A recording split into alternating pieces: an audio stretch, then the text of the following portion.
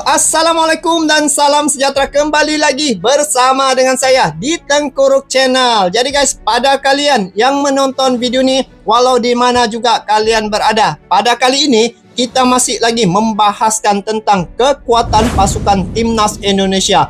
Apakah rahsia kekuatan pasukan Timnas Indonesia saat ini guys? Nah, apabila melihat momentum dan juga pencapaian yang telah dikecapi oleh pasukan Timnas Indonesia, betul-betul tidak bisa lagi dipandang remeh ya pasukan Timnas Indonesia. Sehingga saat ini apabila saya lihat ya ranking di peringkat FIFA, Indonesia sudah memotong Malaysia. Nah, bayangkan kekuatan pasukan Timnas Indonesia saat ini luar biasa. Dan pasukan Timnas Indonesia merupakan satu pasukan yang ada potensi besar ya untuk layak ke babak seterusnya untuk kualifikasi Piala Dunia 2026. Nah, di sini saya melihat inilah kebijakan dan juga strategi Sintayong membentuk pasukan Timnas Indonesia sehingga hari ini pasukan Timnas Indonesia begitu gah ya dan begitu mendapat perhatian banyak tim-tim di luar sana. Nah, jadi dikatakan di sini sehingga Thailand dan Vietnam merasa bingung kok bisa Indonesia punya banyak pemain keturunan di belahan dunia manapun. Kalau kita lihat perlawanan di grup F ketika pasukan Timnas Indonesia menentang Vietnam, kedua-dua perlawanan tersebut guys dimenangi oleh pasukan Timnas Indonesia. Nah, saya lihat dan juga ada juga membaca beberapa fakta ya. 20 tahun Indonesia tidak pernah memenangi perlawanan di tempat Vietnam selama 20 tahun ya.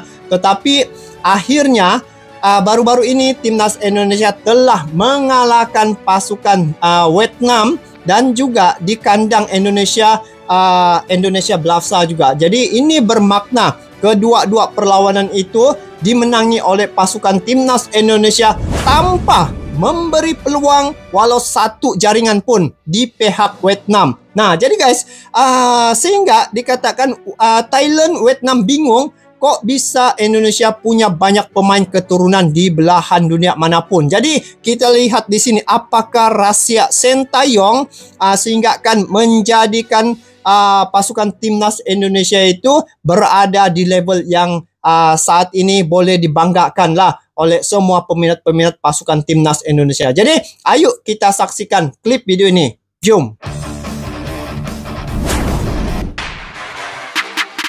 Ini pemain-pemain keturunan dari pasukan Timnas Indonesia. Kehadiran mereka nih melengkapkan pasukan Timnas Indonesia tahu. Elkan Bagot, wah ini tinggi nih orangnya. Tapi macam mana Sintayong terfikir menjadikan pasukan tuh sampai tahap ini? Timnas Indonesia saat ini benar-benar bisa dibilang udah seperti tim Eropa. Hal itu tidak terlepas dari banyaknya pemain keturunan yang kini ada di skuad Garuda. Pemain keturunan. Udah sejak 1 dekade lalu, Indonesia memulai program merekrut pemain keturunan untuk bisa memperkuat timnas. Dan sampai sekarang, udah banyak banget, terutama yang dari Belanda. Tentu saja melihat segala hal yang ada, membuat dua rival Indonesia di ASEAN, Thailand dan Vietnam merasa heran. Kok bisa Indonesia punya stok pemain keturunan yang melimpah? Sedangkan mereka aja nyari satu susahnya minta ampun. Oh iya, payah ya untuk mendapat pemain keturunan. Tapi Indonesia begitu mudah. Tapi tengoklah jumlah penduduk Indonesia, hampir 300 juta jiwa. Tapi ini juga berpunca daripada pemikiran Sintayong ya, saya tengok. Oh, ini latihan-latihan mereka.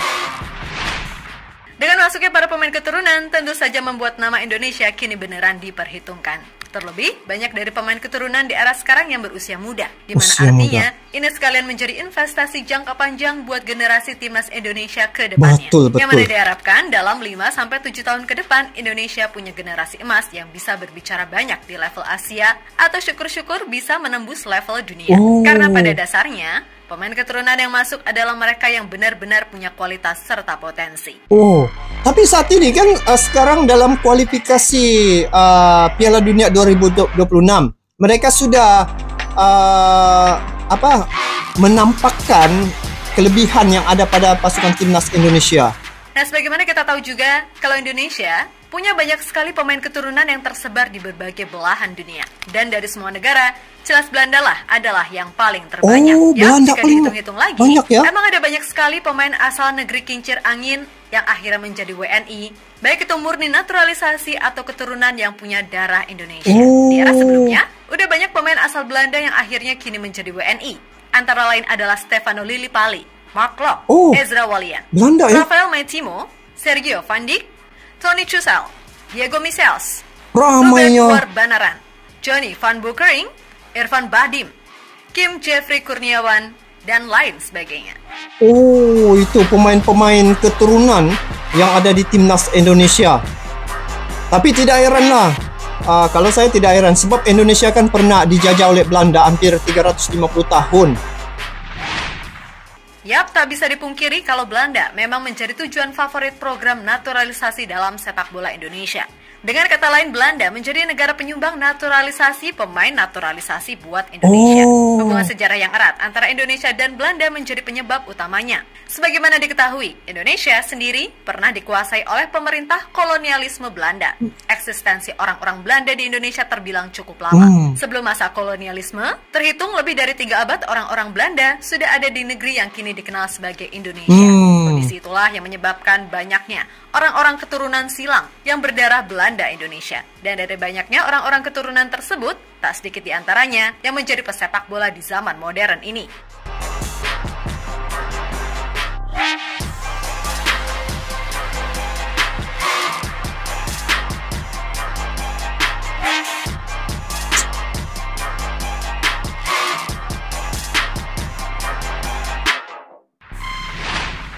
Lebih lanjut, alasan PSSI lebih sering mengincar para pemain dari Belanda adalah karena selain memiliki darah dari Indonesia, para pemain tersebut telah dibesarkan dalam kultur sepak bola modern ala Belanda yang maju. Kualitas sepak bola di Belanda tentu saja sudah tidak perlu dipertanyakan lagi. Banyak akademi yang mencetak pemain top dunia, seperti Akademi Sepak Bola Ajax, Feyenoord Academy, RGO PSV, IHP, pengalaman mereka itu yang penting. Dan masih banyak lagi. Selain itu, Liga Belanda sendiri juga dikenal sebagai salah satu liga terbaik di Eropa. Anak-anak kecil lagi pun sudah gelecek bola. Itu, pemain asal Belanda bisa dibilang memiliki modal yang sudah bagus sejak bentuk dari kecil ya, guys. Dibentuk dalam kultur sepak bola yang maju, modern, dan berkualitas. Beda dengan di sini yang maaf-maaf nih, asal bisa main ngeyel dan lari kenceng, pokoknya dah top banget dah. Hal itu juga yang menyebabkan kenapa Indonesia rajin menaturalisasi pemain asal Belanda. Jadi jika ditarik kesimpulan, ada 2 faktor penting yang menjadi alasan banyak pemain Belanda yang dilirik untuk dinaturalisasi adalah alasan faktor sejarah atau hubungan darah itu tadi dan faktor kualitas pemain. Meskipun tidak menutup kemungkinan, ada juga pemain-pemain keturunan yang tersebar di negara lain. Lagi satu, pemerintah Indonesia memberi support terhadap timnas Indonesia. Itu yang menjadi mudah urusan untuk timnas Indonesia. Lepas itu ketua umum pun begitu sporting ya, Pak Erick Thohir. Sementara itu, melihat gimana manuver luar biasa PSSI dalam memperkuat timnas Indonesia dengan pemain keturunan, membuat Thailand dan Vietnam heran. Sebab gimana bisa Indonesia segampang itu menemukan banyak pemain keturunan berkualitas di belahan dunia manapun. Sedangkan mereka saja buat nyari 1 atau 2 pemain yang benar-benar berkualitas susahnya minta ampun. Ya emang sih, Thailand ini punya beberapa pemain naturalisasi jebolan dari Akademi Eropa. Tapi ya, jika dibandingkan Indonesia, yang bahkan sekarang punya pemain-pemain yang mentas di liga ternama macam Sandy Walsh, Shane Patinama, hingga Tom Haye dan Ragnar Oratmangun, membuktikan jika Indonesia benar-benar diisi pemain jempolan. Betul, layak lah. Dari situs AFC, berkaca dari gelaran Piala Asia kemarin, Thailand sendiri cuma mempunyai 2 pemain naturalisasi, yaitu Elias Dola dan Nicholas Mikkelsen. Nah, Elias Dola sendiri kalian tahu mainnya di mana? Yap, Bali United, yang mana artinya kualitasnya masih jauh bila dibandingkan para bek keturunan yang dimiliki Indonesia. Lalu Vietnam sendiri, bahkan mereka cuma punya 1 pemain naturalisasi, yakni sang kiper, Philip Nguyen, yang mainnya pun di Liga Vietnam. Artinya secara stok Indonesia jelas melimpah. Bahkan bila ukurannya adalah pemain keturunan bukan naturalisasi, ya Indonesia tetap banyak juga gitu loh. Dan sebagian besar berkualitas karena diseleksi betul oleh Coach Shin. Ya wajarlah Thailand dan Vietnam merasa iri. Nampaknya begitu ya situasi di timnas Indonesia dalam melengkapkan pasukan tim untuk menjadikan satu tim yang kuat itu, Sintayong dia membawa pemain-pemain keturunan ini untuk menjadikan satu pasukan yang saat ini bila dilihat dari segi apa yang mereka persembahkan ya, perlawanan-perlawanan yang mereka ikuti, memang satu perkara yang begitu baik ya dari segi kombinasi antara pemain-pemain dalam pasukan timnas Indonesia itu. Nah, jadi bila melihat perkembangan sepak bola untuk timnas Indonesia ini, saya lihat dari segi kekuatannya, antaranya adalah pemain-pemain keturunan yang mereka mempunyai pengalaman di luar sana, dan inilah yang diinginkan oleh Sintayong. Maka itu dia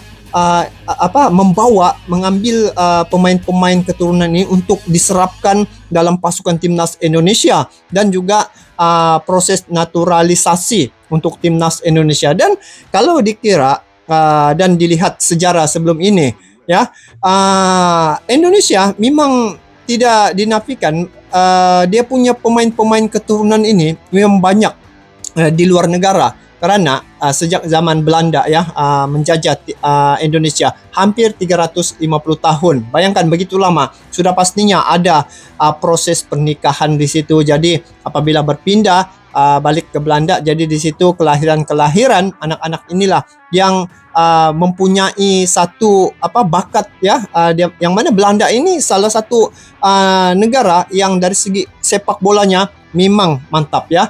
Jadi kekuatan itu ada pada timnas Indonesia. Selain daripada itu, saya lihat juga dari segi support pemimpin ya, dari segi dia punya ketua umum PSSI yang memberi support yang luar biasa ya. Pak Erick Thohir memang cukup memerhatikan dan memastikan timnas Indonesia berada di level yang lebih tinggi.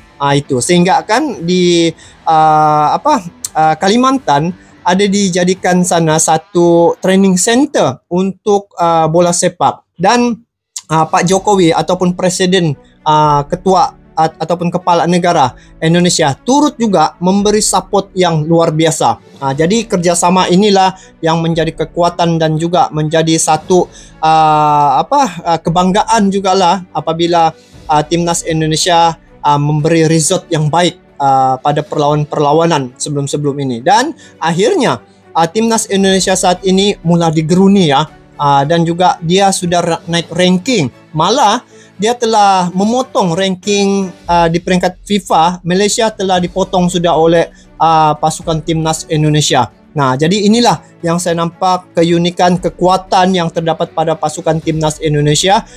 Dengan adanya pemain-pemain keturunan ini, lagi melengkapkan lagi pasukan timnas Indonesia itu. Jadi dengan kelebihan-kelebihan itulah yang ditonjolkan, yang ditampilkan dalam perlawanan sebelum ini. Yang menarik sekali pada perlawanan baru-baru ini guys, saya tengok ketika menentang Vietnam. Di situ Vietnam betul-betul tidak dapat menembusi pertahanan timnas Indonesia. Bayangkan guys, itulah yang satu saya rasa memang satu kekuatan lah untuk pasukan timnas Indonesia saat ini. Jadi usia mereka masih muda. Saya rasa sehingga 10 tahun ke hadapan sekiranya pasukan timnas Indonesia dapat bertahan, meningkatkan lagi momentum mereka, saya yakin dan percaya Indonesia akan berada naik level lagi ya ke depan ini. Dan saat ini sudah dalam proses kualifikasi Piala Dunia. Jadi dia punya gelar namanya itu sudah kualifikasi Piala Dunia guys. Jadi ke arah dunia sudah. Jadi itulah yang saya lihat dan juga perhatikan di mana kekuatan pasukan timnas Indonesia itu berdasarkan juga pada pemikiran coach yang bernama Sintayong. Jadi itu satu kekuatan bagi timnas Indonesia. Jadi guys, apapun semoga pasukan timnas Indonesia dapat memberi satu result yang terbaik lagi untuk perlawanan-perlawanan seterusnya, karena Indonesia adalah antara negara yang ada peluang besar untuk layak ke babak seterusnya ataupun pusingan ketiga di kualifikasi Piala Dunia 2026. Jadi guys, itu saja untuk kali ini. Kita bertemu lagi di video akan datang. Sampai jumpa lagi. Assalamualaikum warahmatullahi wabarakatuh. Salam sejahtera. Bye-bye.